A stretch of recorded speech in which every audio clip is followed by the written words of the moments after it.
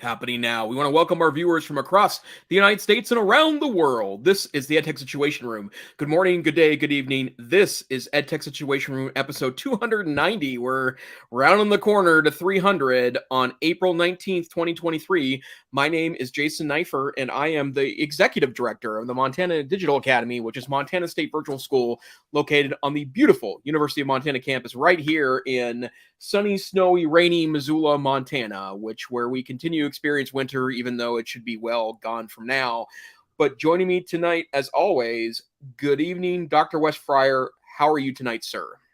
Good evening, Jason. I am doing well, joining you from, basically Charlotte, North Carolina, Matthews, where I am a computer science and robotics and engineering teacher, although I may not teach engineering. I may get to give up engineering for web design next year. But I am at Providence Day School, and I am wearing my colors tonight. And we are not experiencing winter. It was 85 degrees today, and it's going to rain perhaps on Saturday and dip in maybe into the low 60s, upper 50s. So, yeah, just a little different. But there's some political fireworks in your state, Dr. Neiffer. There are, yeah, lots going on here. We did officially the ban TikTok bill did pass here officially last week, and what's interesting about that is it's getting a lot of national attention because I will avoid the some of the commentary because it is close to home, but what I would say is that I'm not entirely sure that people that were calling for the banning of TikTok actually thought that anyone would ban TikTok. Like, it's just such a dramatic step forward that the fact that a state has done it. And by the way, it was not a partisan vote. I wouldn't call it completely bipartisan, but there were plenty of Montana's minority party. We have veto-proof majorities of Republicans in both the House and Senate in the state, and a Republican governor. There was bipartisan support for this, in the same way that there seemed to be a bipartisan attitude when the TikTok hearings happened in DC several weeks back. But yeah, we'll see what happens there. But I don't think this is an hour TikTok. What is this hour all about, Dr. Fryer? What are we doing tonight? We are here to talk AI and nothing but AI, baby. So just get ready. We're here to talk about the past week's technology news and shoot those through an educational lens. Although it appears my camera is stalled. I probably need to. Oh, I did move it. Anyway, I'm still using my camera. This is great. Can you still hear me? Oh yeah, I can hear you. I can see you. You're moving, and I'm moving. Okay, I'm not moving on my own screen. All right. Using older tech. We are here to talk about a variety of headlines, and we do have a live viewer. It could be Peggy. Peggy retweeted us. It might be my dad. Who knows? But we're going to talk about social media and the tech correction, security and privacy. Oh my gosh, look how fast I'm going now. Maybe I'm just replaying that for myself. Security and privacy, AI. There are seriously like over 20 AI articles here. Copyright, intellectual property, like war with a little China. I don't think we did that one last time. Yeah. Carryovers from last week.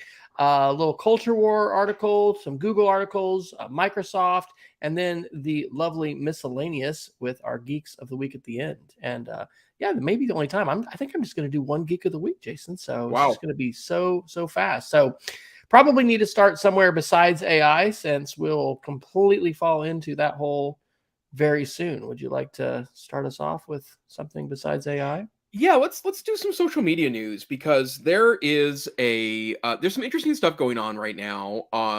And we've been talking about since 2016 this notion of a tech correction, right? That of all of the extraordinary things that happened in the 2016 election as it related to social media, revelations in 2017 about Cambridge Analytica, and by the way, I don't think we have any articles on this, but there are apparently some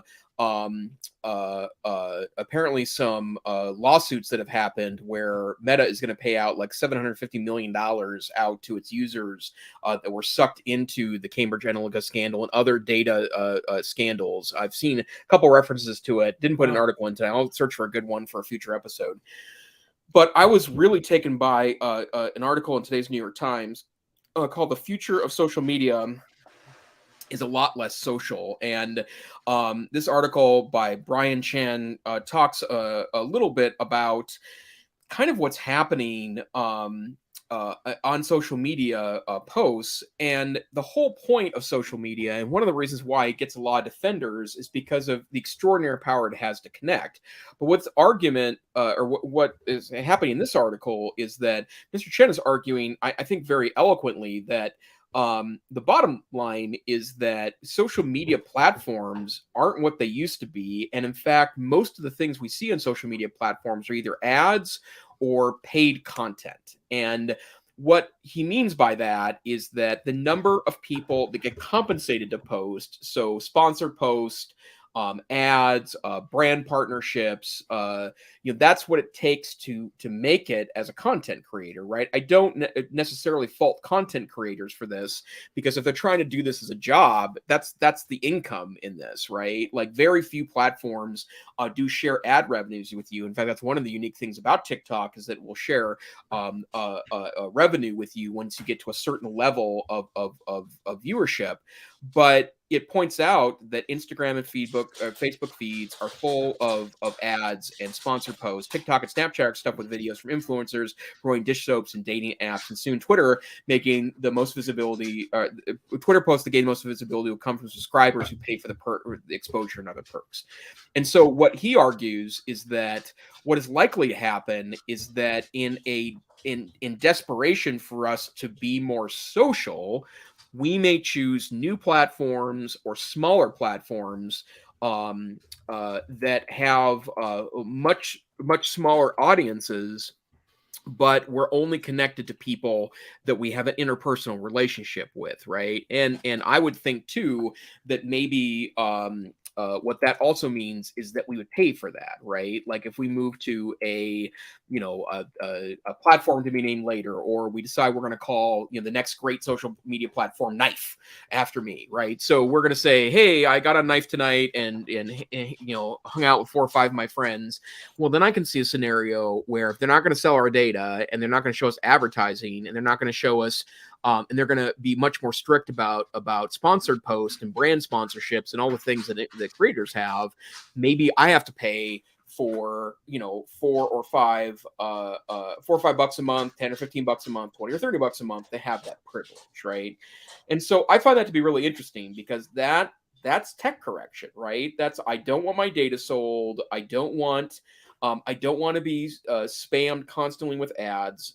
And I have one other point about sponsored social media, but to you, Dr. Fryer, any thoughts about that? I know you are a voracious user of social media in both terms of private and professional pursuits, right? What's your thoughts about what Brian's saying here in the New York Times? I am all for reducing the influence of ads on our lives. I've taught a lesson today with my media literacy students about infopix, and we're doing this in the context of talking about conspiracy theories and the moon landing, but we talk about advertising. And I think that we're going to, I enjoy learning about products that I have interest in. So the targeting aspect of this can be good, but I like to have some control on it. I like to have sort of a virtual knob, to turn it on and off. That's one of the reasons I love watching YouTube on my Chrome browser on my laptop, because I am now a YouTube, what is it? It's not called Prime. Red, what is it? Anyway, I'm paying for YouTube because I finally just got fed up, and that isn't that the dream for YouTube? That's what they want. And so when I do have, at least one other channel that I sometimes will switch to, and I'm not paying for two channels anyway. It is hard. It's hard to deal with the ads. I really, really love Mastodon. And no, we don't have the volume of folks, the quantity of folks that are on Mastodon, that are on Twitter. But one of the things I was struck by just recently really was, I've never really loved Twitter because it had millions of people on it. I loved Twitter because I was able to connect with other educators and then others just passionate about some of the technology tools and some of the things that I'm interested in. And so I have continued to find good engagement. In fact, I think there may be even better engagement on Mastodon at times than Twitter. And so I am liking it a lot. Betsy is saying that she's on the K-12 Leaders platform. Is that, Betsy, one that maybe Scott McCloud has had a part of? So it's working like social media for teachers and education folks. And that's one of those that I've joined, but I have just not engaged with. So I think that we definitely, to answer your question, are in the era of greater fractured information streams. So there's just more, and the confluence of factors, which has led so many people to be on Twitter, and still there's a lot of folks on Facebook, and I enjoy it. And I still enjoy Instagram.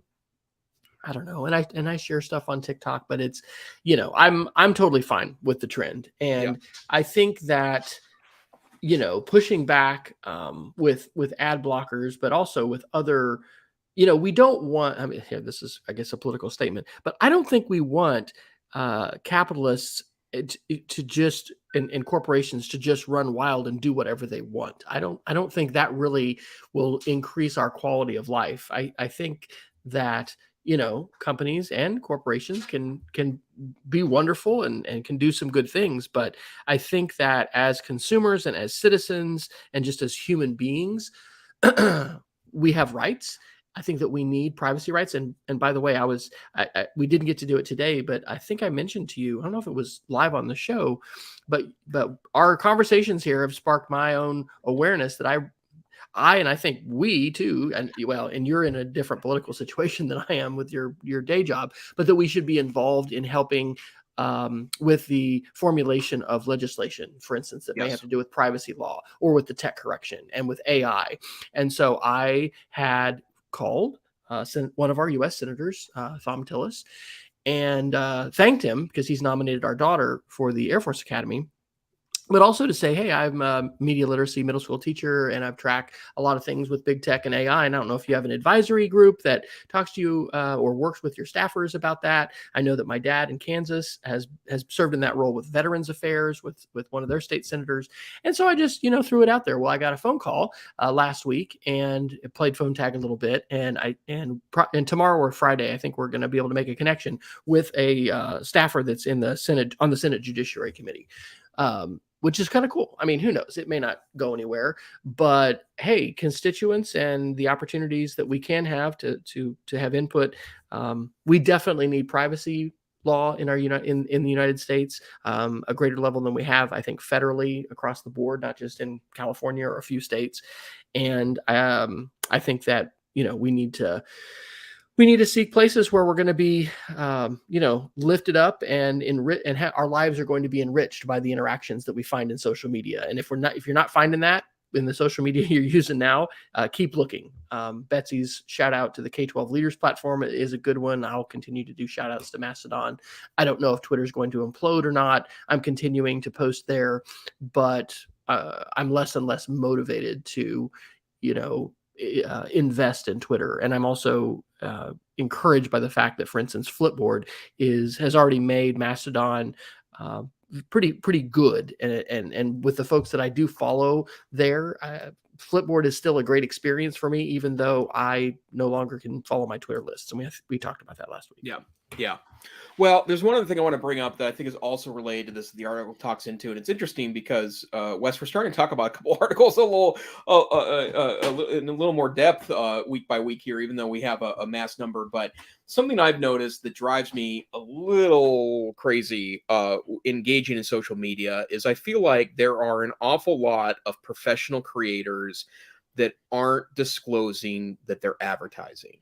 And I won't name specific ones on the TikTok community. There are 4 or 5 of them that I think are particularly problematic. One of them is a big family account that posts pretty regularly, and it's clear, it's abundantly clear that they're getting sponsorship deals and all sorts of pieces here. And I've read the FTC law regarding this, and they have actually have some really wonderful pages about what this looks like and how it's supposed to look, but they are really out of control on several users' accounts. And at first, I thought it was kind of a mistake of youth, right?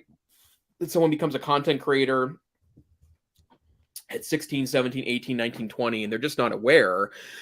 But I do feel like that there's enough information about the necessity to be upfront about that. There's just no excuse anymore. And there's no excuse for people that have millions of followers on a piece to not know that. And that part is starting to become very concerning to me, because I also feel like that in the case of, well, I mean, we've seen this in context of creators that have kind of gone public with what some demands are made of them by people that they have contracts with.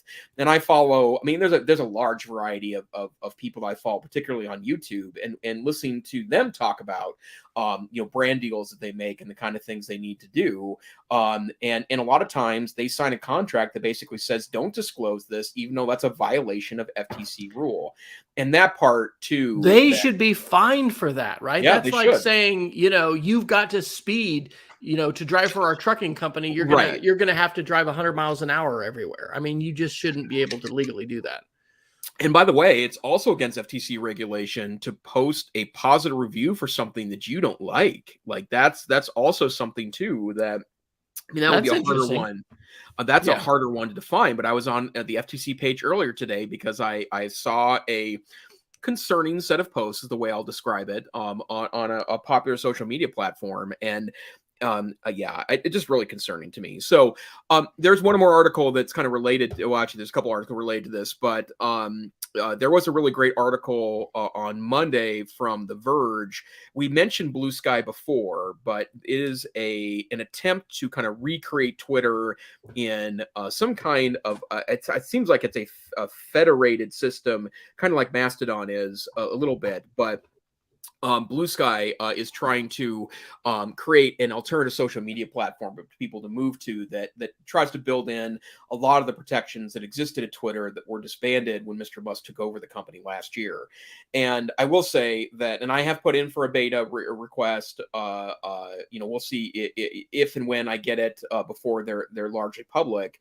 But I do think that some, maybe most, but not all teachers and education voices would abandon Twitter to a new location that had compromises on it. The other thing I've also learned over time is that not every person in the EdTech world, for example, I mean, a lot of them are sitting around worrying about their SEO, and in some cases also have financial relationships with companies they're not disclosing to. That's not our corner of the social media world isn't immune to that.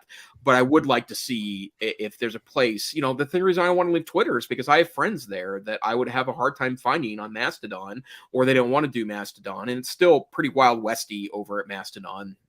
But I hope that Blue Sky has a chance of becoming a decent alternative here. Yeah.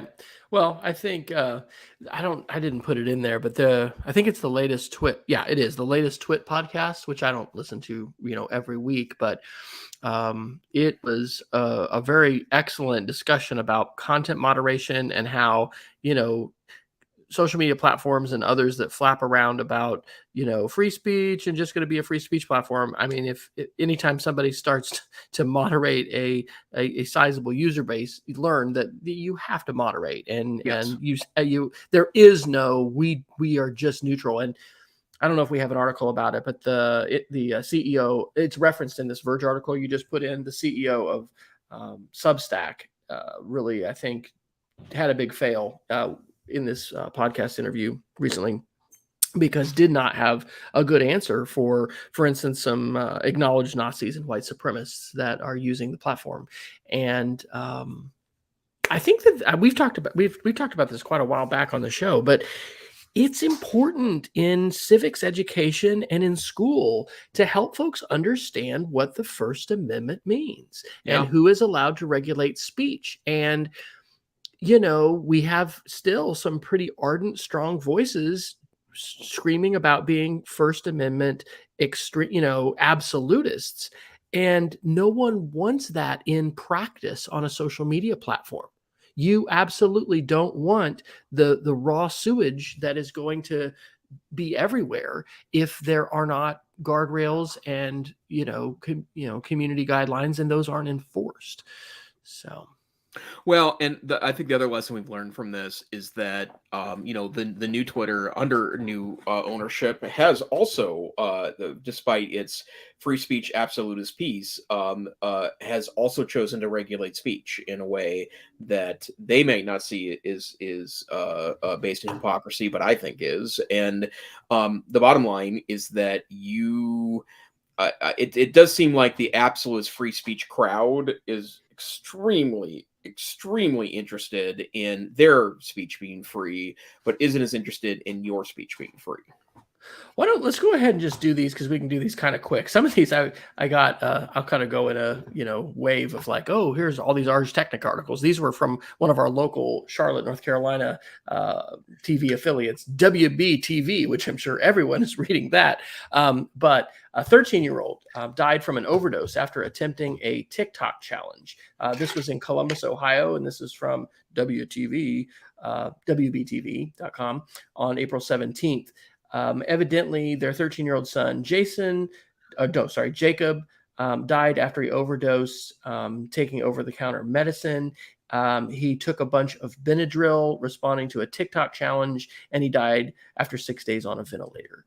We've talked before about TikTok challenges. They are real. There's also been, a great deal of fervor, and some people have argued, moral panic over that, and perhaps some overreaction. But hey, there are kids who have died doing these things, and again, we need to be talking about these things with students, right? In a digital citizenship context, in a health and safety context. I mean, where are you going to weave that in? But we've got kids who are harming themselves, and social media is playing a role. Maybe that won't be happening in Montana anymore if TikTok is banned, but maybe the kids are still going to find a way to get on. Tech Dirt, which is not a publication that I necessarily read a lot, but had an article on April the 14th about Twitter suspending a user for sharing a Washington Post story about the Pentagon docs leaker. This stuff is crazy. I don't have the article in here about Substack, but for a day or so, evidently Elon himself, because most of the stupid things happening with Twitter do start with the CEO apparently, was mad at Mastodon, and so was blocking the links that people were sharing to, did I say Mastodon? Substack. He was blocking Substack links. And then, this, of course, I honestly think that Elon Musk is not psychologically well. If you want to listen to last week's Hard Fork podcast, I'm not going to say out loud what he had painted on a mural next to Twitter or what he changed his Twitter name to, but it is just ridiculously profane things that maybe a middle school student might do. And this is the grown man that runs Twitter.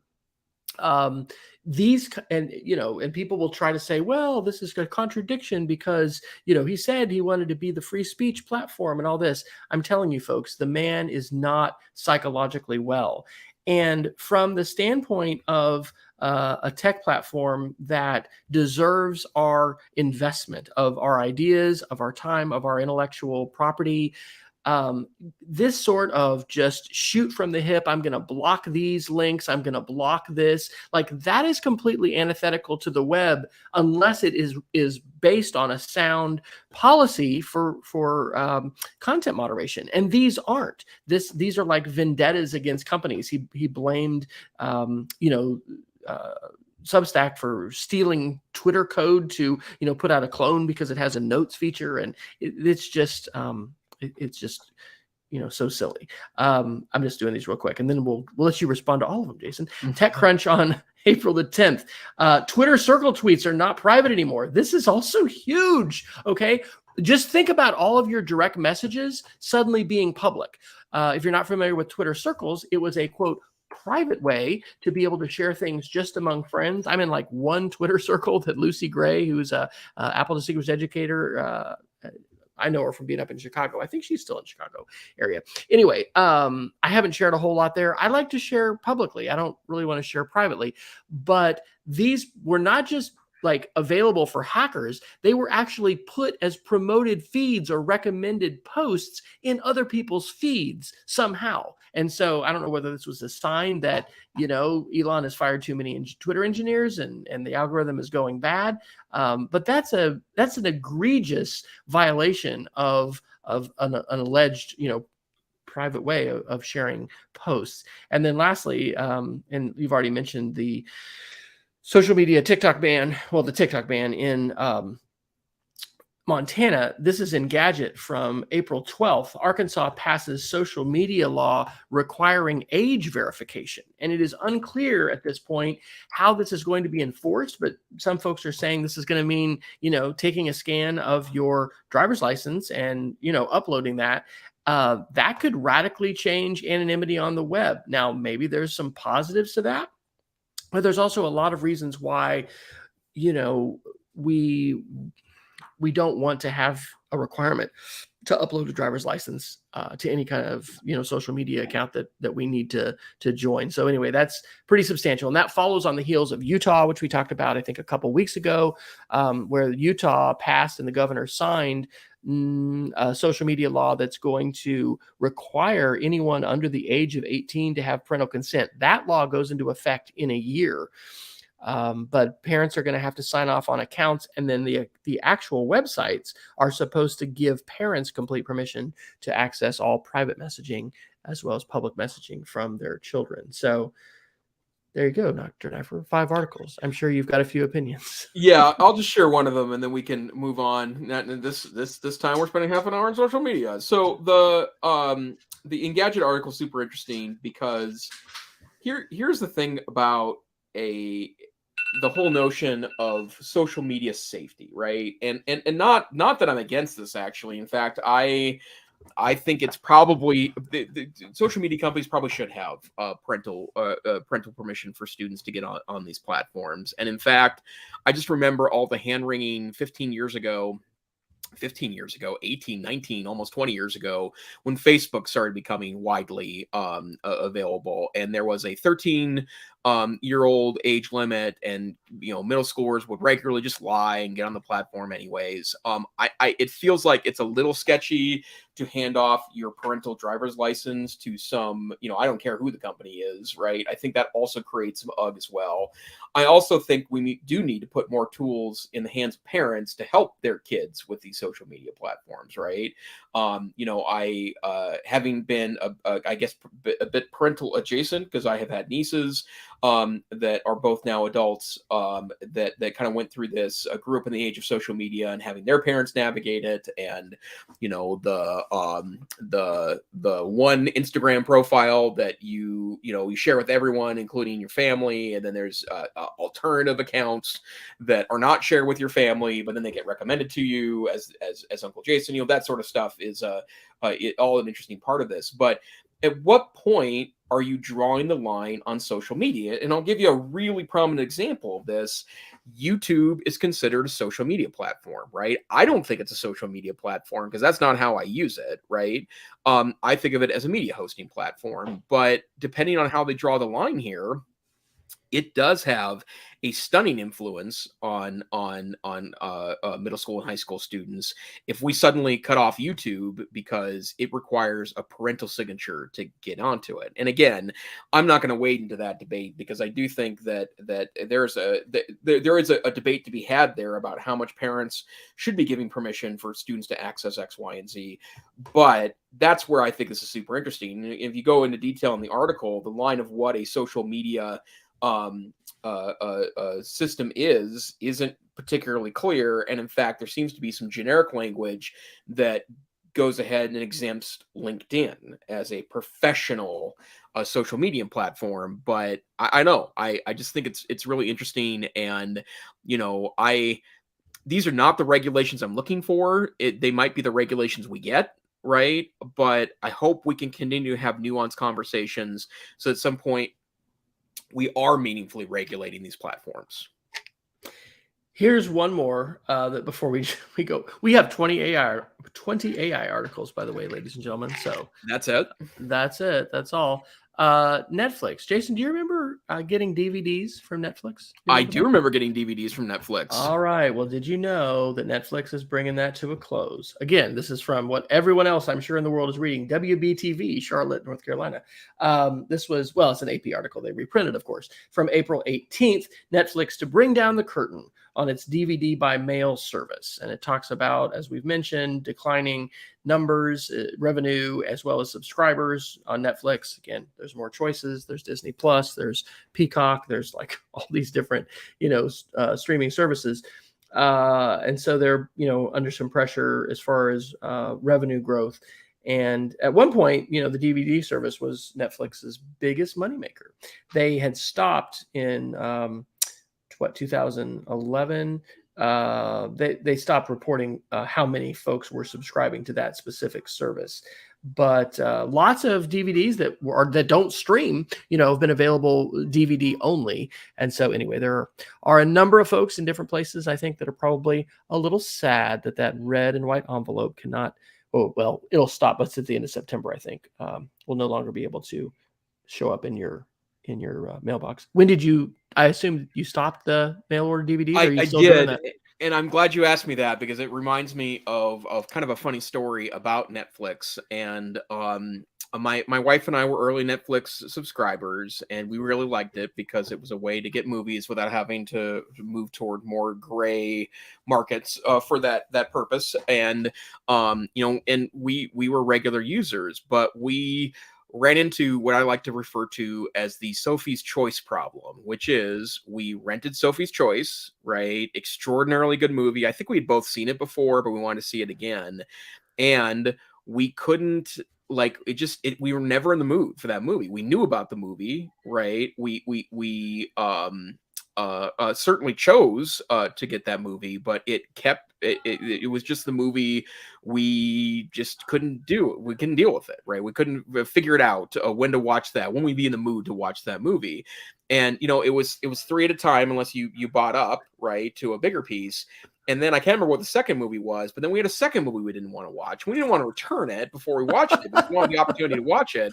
But then that movie is sitting gathering dust on our television for like 6 months before we're like, we're never going to watch this movie. We're never going to be in the mood to watch this movie. So we're going to send it back. And that was always kind of our Netflix problem. And when they did pivot in 2006, 7-ish, to streaming, I knew it was brilliant. And in fact, I had considered actually investing.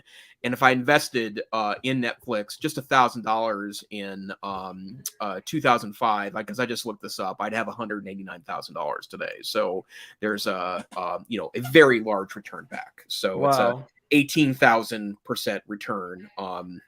Which, yeah. Okay, so 2 other small things about this. This is sort of like watching the Onion blockbuster, DVD. Do you remember when people used to go to the store to find a movie, and sometimes it wouldn't be on the shelf? So in the early days of Netflix, you had the ability to friend people and then see what they were renting, and that was really cool. I have a friend from college that just has some very eclectic tastes, and at some point that went away. I don't know if that was because of litigation or what the deal was, but that was so cool to see what Bill was renting, and there were movies that we would have never found or thought of. And Peggy'd asked, why would you do this? I'm pretty sure there's a good number of movies that are only on DVD. They don't stream in the licensing and the rights, and they're old enough.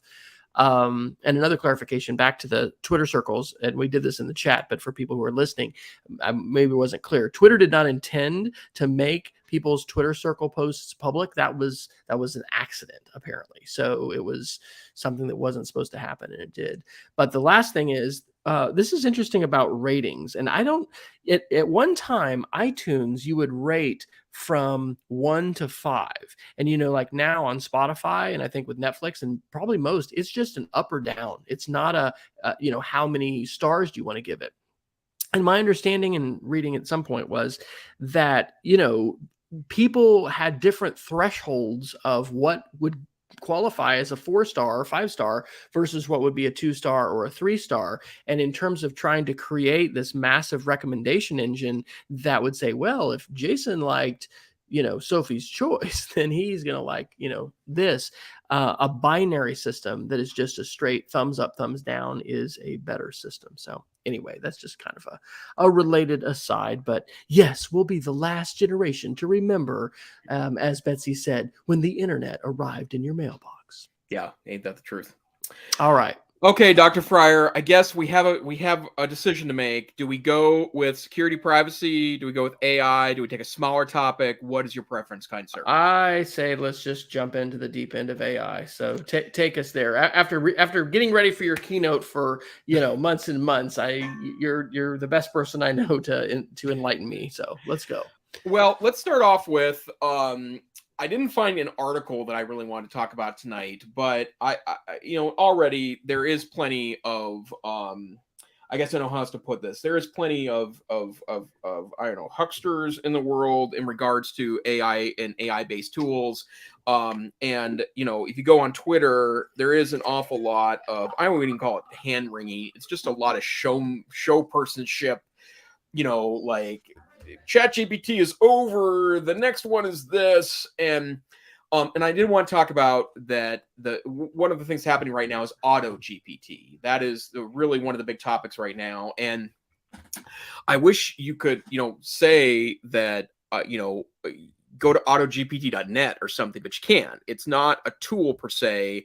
It is there's code bases for it, but there isn't one AutoGPT tool. There are multiple AutoGPT tools. It's kind of like saying that ChatGPT itself is a foundational base, but what people are building on top of it that is further interesting.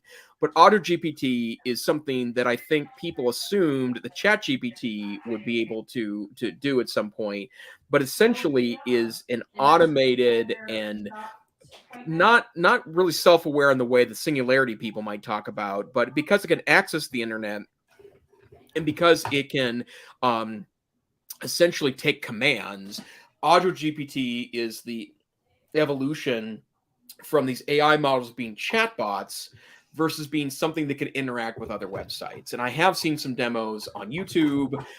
Some of them were really clearly fake, but others of them seem pretty legitimate, where you tell an Auto GPT enabled tool that I would like you to order a pizza for me and have it delivered at 6:30, and it was able to get to the point of basically right before pressing place your order on the Domino's website, right? It was able to interact and figure out those pieces.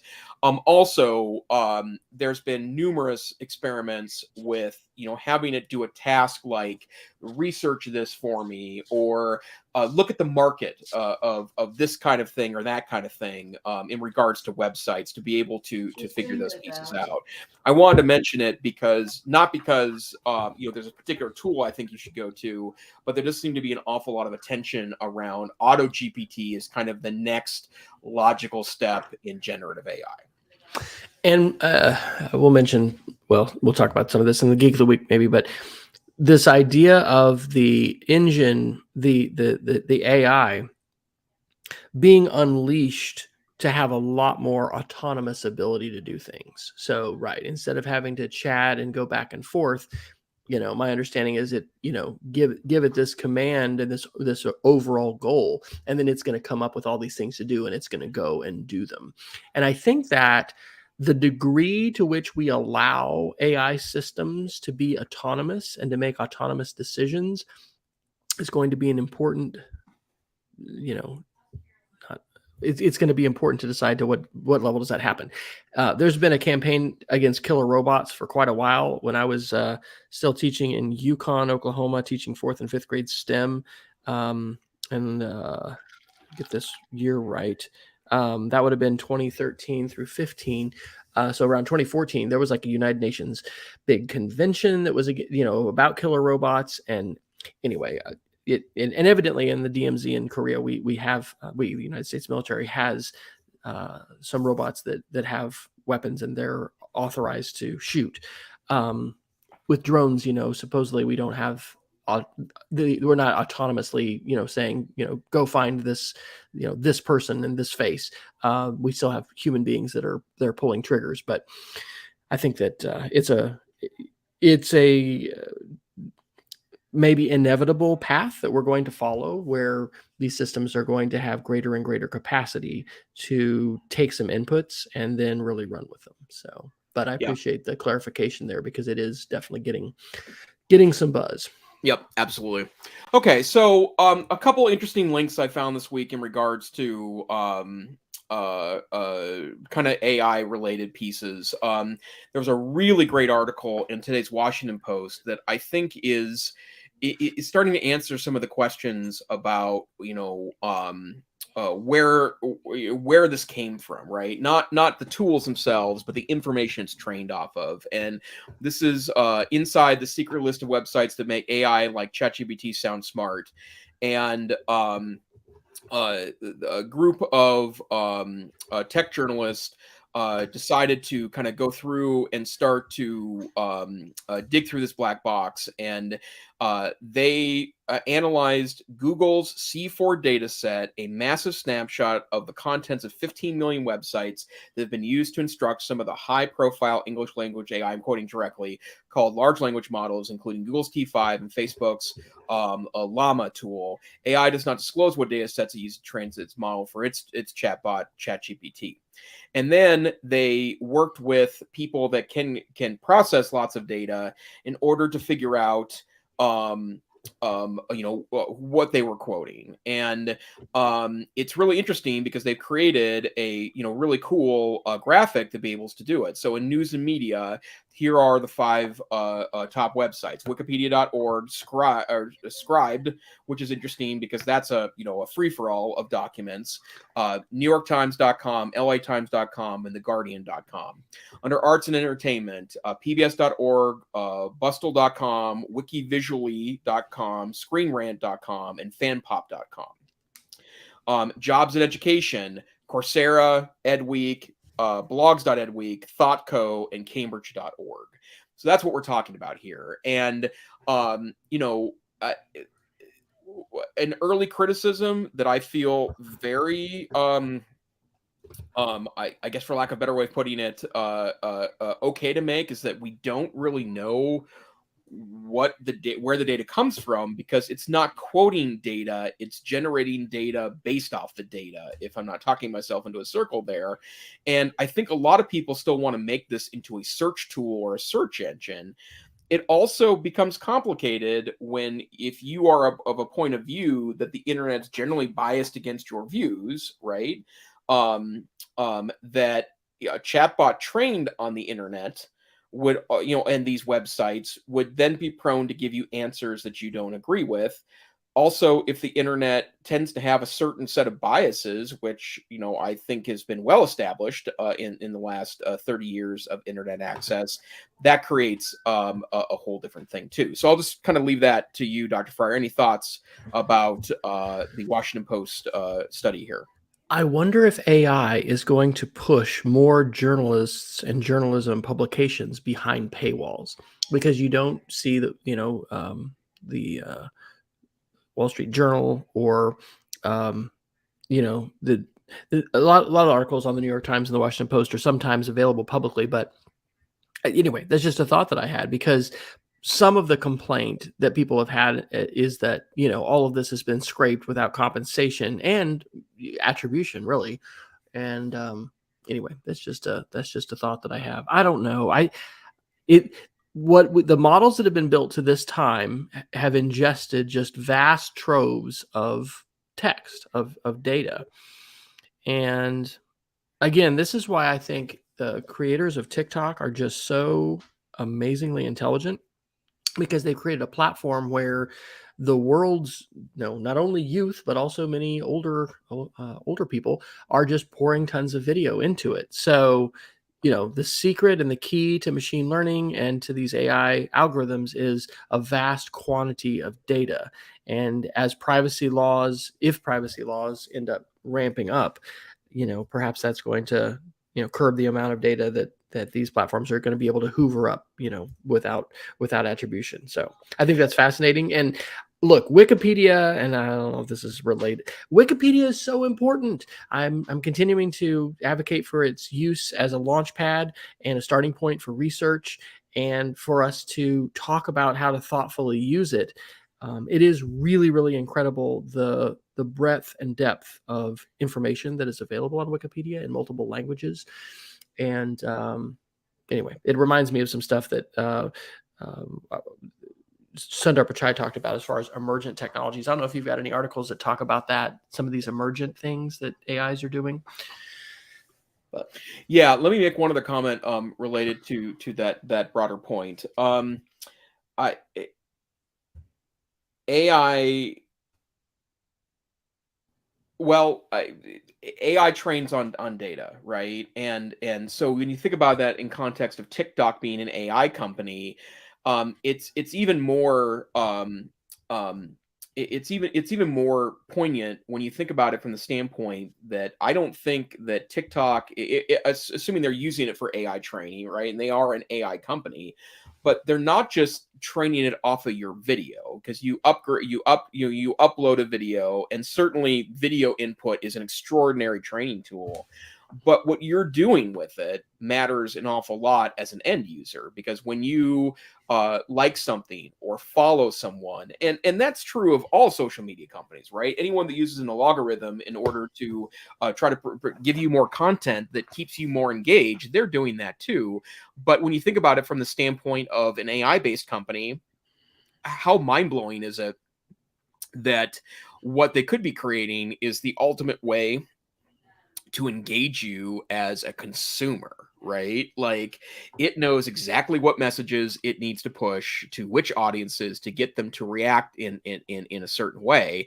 And that's where it starts to get a little scary for me, right? Like, now that said, I don't think that's really any different than what Facebook is doing and their shift towards kind of an AI centered world too, because the metaverse doesn't seem to be really working out for them, is literally the exact same thing, right? It's just a US based company as opposed to a Chinese based company. But yeah, that it's certainly interesting how that plays out. So all right, what else? okay, great article from Creative Block on April 5th, and I just want to point this out because it's everything you need to know about why the last 12 months have been really, really challenging. And they actually cite an Instagram post that did a comparison of Midjourney March 2022 with Midjourney March 2023. And if you look at the images, it asked the exact same prompt they used on both. And the first prompt was, or I'm sorry, the prompt is Donald Trump and Barack Obama playing basketball. And it creates a really weird image in 2022. It's something vaguely recognizable as former President Trump. And the way you recognize it is because it has a large plumage of blonde hair, right? And then it has some other creature that it doesn't really look particular. Not that the Trump creature looks all that human. The Obama creature certainly doesn't. And and again, if you've played around with these generation models previous to the current generation, you know exactly what we're talking about. In fact, Dr. Fryer and I think on the show we're playing around with Stable Diffusion in 2022, and you had to work hard to get an image that wasn't weird, right, or look like a 70 progressive rock album cover, right?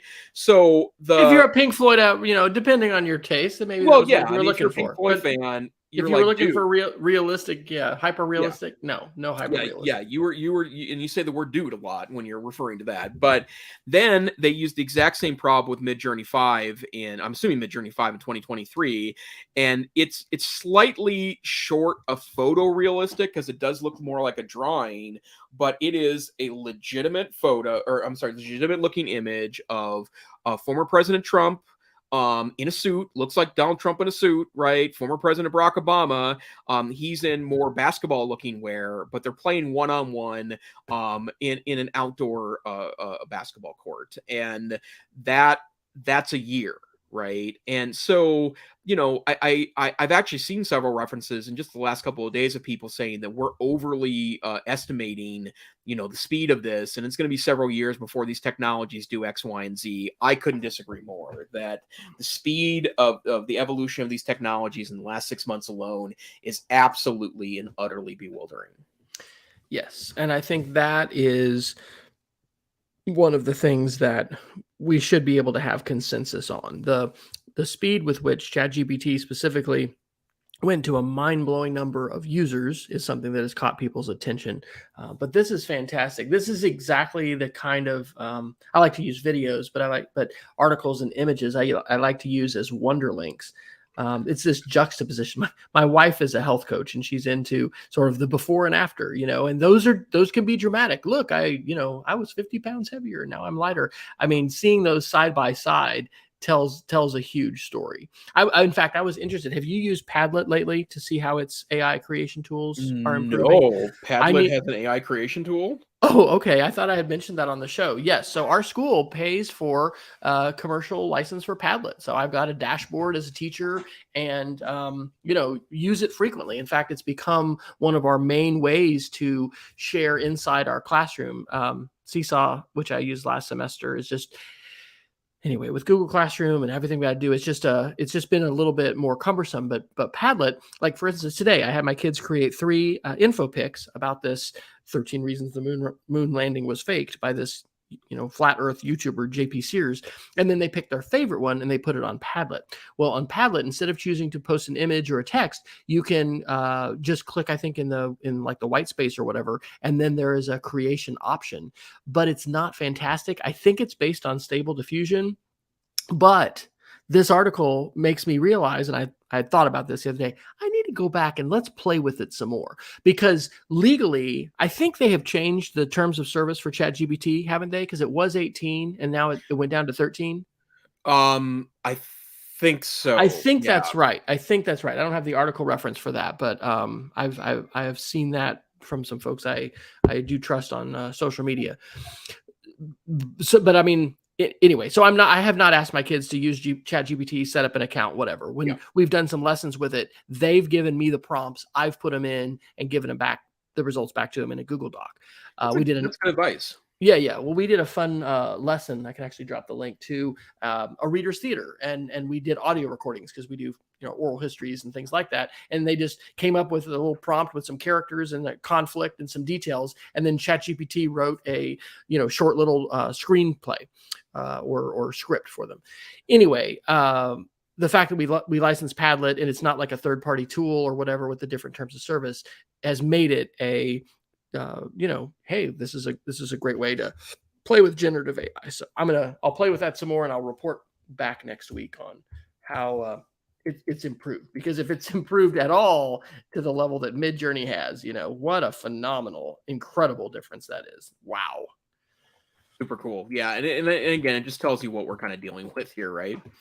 Betsy Springer confirms, yes, it's 13 now for ChatGPT. So thanks, Betsy. Okay, so we're gonna run up right against it like we do every week, but the last article that I want to talk about tonight is another Washington Post article. And by the way, Wes, thank you for kind of encouraging me to use gift links, right? Like I have a Washington Post and a New York Times subscription, and I'm finding that I'm sharing these each week on the podcast, and I'm not even going through my 10 every month, but. This is an article from the Washington Post on April 5th. ChatGPT invented a sexual harassment scandal and named a real law professor as the accused. And this is pretty interesting stuff, but a law professor named Jonathan Turley received a troubling email, and as part of a research study, a fellow lawyer in California had asked the AI chatbot GPT to generate a list of legal scholars who had sexually harassed someone, and Turley's name was on the list. The chatbot, created by OpenAI, said Turley had made sexually suggestive comments intended to touch a student while on a class trip to Alaska, citing a March 2018 article in the Washington Post as a source of the information. The problem, of course, is that no article ever existed. There had never been a class trip to Alaska, and Turley had never been accused of harassing a student. And we've talked about this, a couple of times in regards to the broad model here. But remember, at no point is generative AI in the way we're using it right now. It's a little different when you're talking about like the Edge search engine, right? And Bing, because that is kind of hooked up to a search engine, right? Although again, I've there have been times when it's cited questionable sources as part of its source regime, but it's just creating text. And based on large models that it probably knew Jonathan Turley was a law professor, and there probably was an article about a class trip. It probably wasn't about Alaska. It probably was reported in a mainstream news media source like the Washington Post and the New York Times. But all those pieces are in no way related to one another. They just were all random bits, kind of like Mad Libs, that turned into a story. And that's what's troubling about using AI as a generator when you don't know where it's generating from. And if you need any other evidence of this, please know that there is it's not a search engine yet, and it's the reason why everything that it's reported as factual from these large language models needs to be treated with some suspicion. Some of the best advice, and I think we might have repeated this on the show before, is take a topic that you know quite a bit about and then use ChatGPT iteratively, not just with a single prompt, but multiple prompts, and see what it will get, because you'll be able to fact check that out of your own expertise, and you may witness and see hallucinations. Those can be for books and movies or other things. I mean, there was an op-ed, and I think I have it in a past week. I don't think it made it up here, but Turley wrote an op-ed about this very situation because it was brought to his attention. And, and his point was we can't rely on these devices, or these platforms. But the thing is, we can wring our hands all we want about these aren't search engines, but that's how they're being used. Yeah. And I think that, we need to keep, raising the alarm and warning people. We've got to fact check. But we do. This is one of the things I agree with Bill Gates in his interview that's on YouTube about ChatGPT and AI most recently. This idea of using natural language instead of code or specific syntax for a Google search. You remember when Alan November used to teach his Alta Vista lessons, about the ways that you would, hack Alta Vista to do a good search. I mean, that was literacy, and that was web search literacy, but it just makes a lot more sense to use plain English. And this is the way that Gates says we're going to be increasingly interacting with our computers, is by simply talking to them and using plain language. Peggy is asking a question: if there aren't regulations that might prevent that, what do you think, Jason? No. I mean, that's the bottom line is that, well, I mean, we could get to a point to where people could start, accusing a large language model of slander, right? But the problem is that, it's a platform. Yeah, I mean, my brain just started spinning around into circles, right? But yeah, I mean, I at some point this becomes a legal thing, almost for sure, and it's in the same ilk as the folks that say that large language models are basing its things like image generation on other people's work, right? At a certain point, we're probably going to have to slug it out about what these tools mean. I want to do two fast ones under miscellaneous, and then I think we probably better geek of the week it. This is a pretty big one that has not probably had a lot of headlines. Popular Mechanics on April 17th, why China is banning rare earth metal exports. This is huge. Rare earth metal is used in all kinds of technology applications. I was at Tinker Air Force Base on a tour over a year ago, and they were showing us some phenomenal 3D printing technologies and ways that they can basically print just about anything, and they can scan the piece. We've got planes that are made in the 50s that are still flying, and they've been rebuilt, and part of it is because we can do this, but you have to have the source material in order to do that. Well, we have banned a lot of microchip exports to China.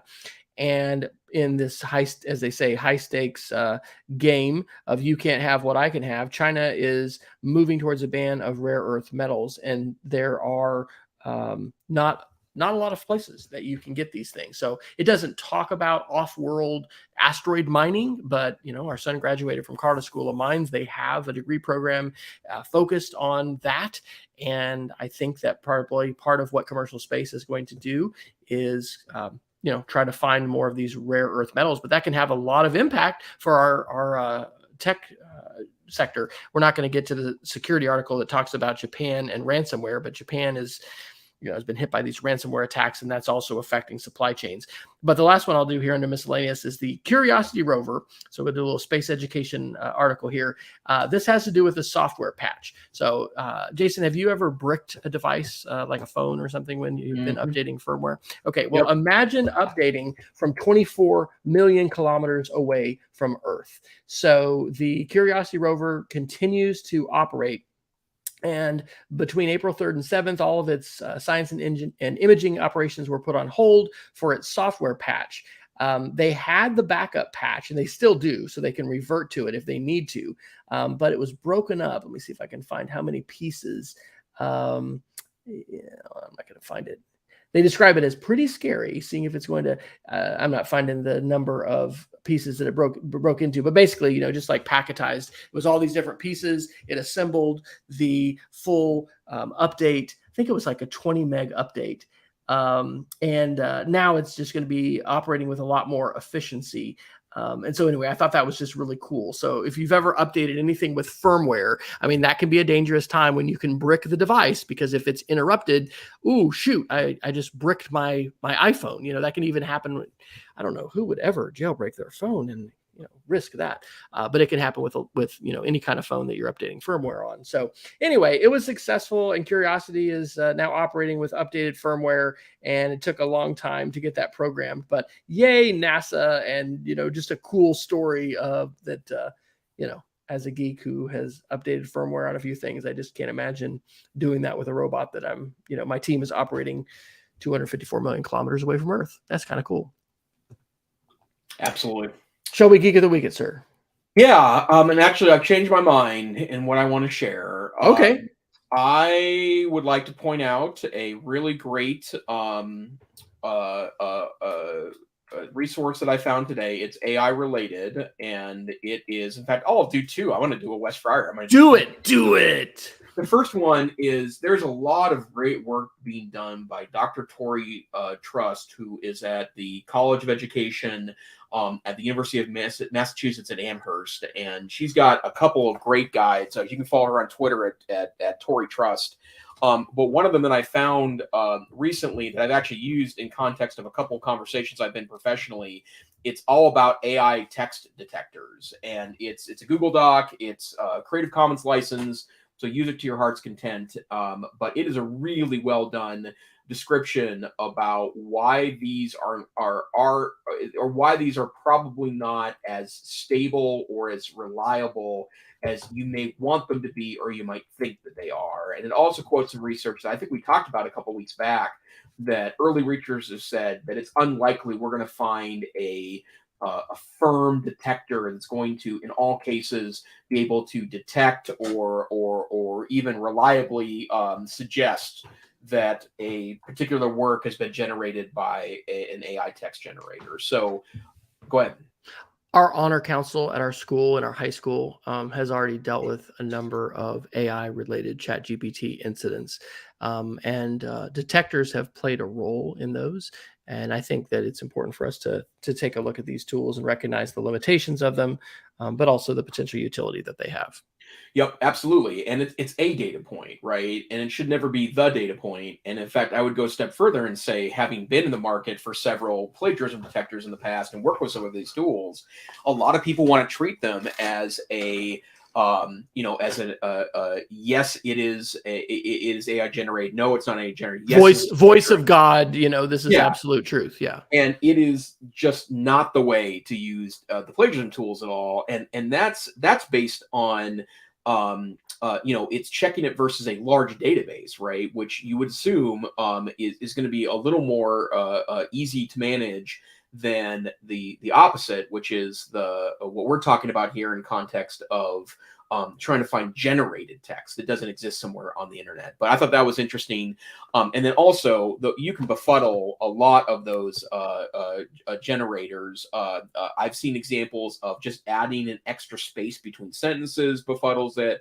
The United States Constitution has shown up at one point on GPT-0 as being completely AI generated. There are a lot of ways to befuddle these.